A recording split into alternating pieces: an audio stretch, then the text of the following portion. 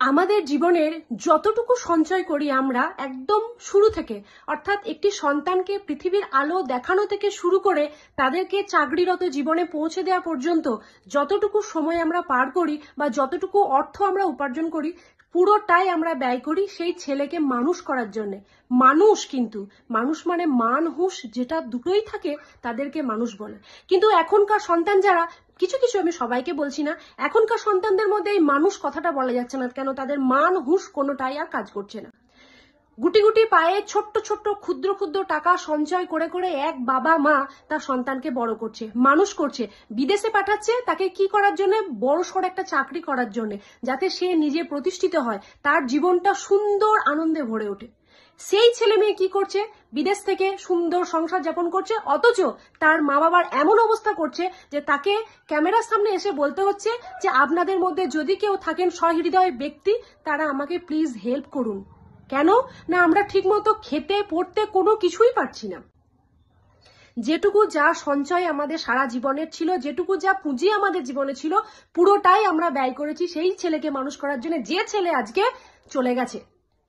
আজ কোনো রকম হাস্যকৌতুক বা কোনো রকম মজার ভিডিও নয়, এমন একটা বেদনাদায়ক ভিডিও আমি মোবাইল স্ক্রল করতে করতে দেখলাম, বা এমন একজন মা বাবার কান্না হাহাকার দেখলাম, দেখে মানে ভিতরটা চূর্ণ বিচূর্ণ হয়ে গেল যে আমরাও তো বাবা মা, বা আমাদেরও মা বাবা আছে, বা আমারও শাশুড়ি মা আছে।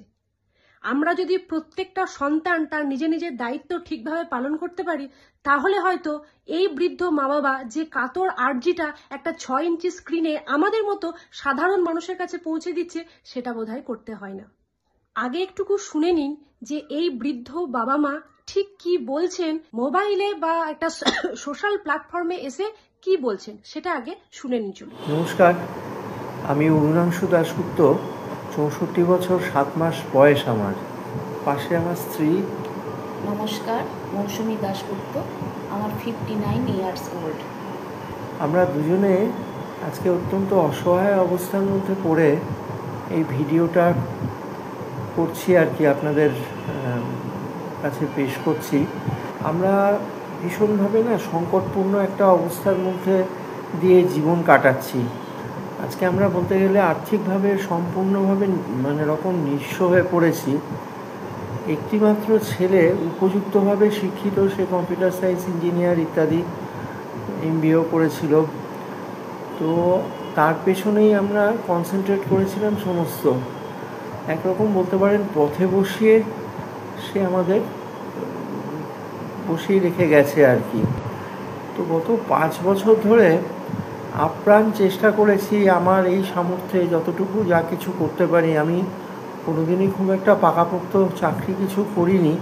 এখন দুজনেই বয়স হয়ে গেছে, শারীরিকভাবে আর সেরকমভাবে পারছি না। এই অবস্থায় এখন আর পেরে উঠছি না। এর মাঝে আমাদের দুজনেরই অসুস্থতাও হয়েছে এবং এমনকি আমার স্ত্রীকেও মধ্যে হাসপাতালে ভর্তি হতে হয়েছে। 1 বছরের মধ্যে দুবার এরকম হয়ে গেল। আমাদের যেটা আবেদন, আমাদের 3টে ধরনের আর্জি রয়েছে। এক হচ্ছে যে আমাদের যদি এই দুজন বৃদ্ধবৃদ্ধাকে একটা কোনো ব্যবস্থা কিছু আপনারা কেউ দেখে দিতে পারেন আর কি, যেখানে আমরা বাকি জীবনটা অতিবাহিত করতে পারি। একটু খেতে পড়তে পেলাম আর থাকতে দিল কেউ আর কি। যদি কোনো ধরুন আইন বিশেষজ্ঞ বা এরকম কেউ থেকে থাকেন, সিনিয়র সিটিজেন মেনটেনেন্সের ব্যাপার তো থাকে। আমরা এটা বলছি না যে ও আমাদেরকে নিয়ে রাখুক বা আমাদের কাছে এসে থাকুক ইত্যাদি, কিন্তু আমাদের খাওয়া পড়া চলার ব্যবস্থাটা যেন যদি করে দেয় আর কি, সেই ব্যাপারে যদি কেউ আইনি সাহায্য বা প্রশাসনিক সাহায্য নিয়ে এগিয়ে আসেন, তাহলে আমরা চিরকৃতজ্ঞ থাকব। আমরা সত্যি চিরকৃতজ্ঞ থাকব। প্রয়োজনে আমাদের এই ব্যক্তিগত ফোন নাম্বার বা যোগাযোগ কীভাবে করা যায় সব আমরা জানিয়ে দেবো। আমাদের লুকোনোর কিচ্ছু নেই। হাত জোর করে বলছি, দয়া করে একটু আমাদের উদ্ধার করুন। সেই মা বাবা আজ করো জোরে হাত জোর করে মিনতি করছে যে আমাদেরকে যদি কোনো হোমেও ব্যবস্থা করে দেওয়া হয়, সেখানেও আমরা থাকতে রাজি আছি, তার পরিবর্তে আমি সেখানকার কাজ করে দেব। শুধুমাত্র এইটুকুই একটা ভিডিও। প্রত্যেক সন্তানদের উদ্দেশ্যে বলছি, মা বাবা এক অন্যরকম পাহাড়, অন্যরকম বটগাছ। সুতরাং মা বাবাকে এরকম দিন দেখিও না যে তাদেরকে এরকম একটা সোশ্যাল মিডিয়ার প্ল্যাটফর্মে এসে কাতর আর্জি করতে হয় যে আমাদেরকে একটু দেখুন বা একটা থাকার মতো জায়গা দিন। তাতে যদি কোনো হোম হয় সেখানে সে কাজ করেও সেখানে থাকতে চায়। এগুলো কি এখনকার সমাজের নিয়ম?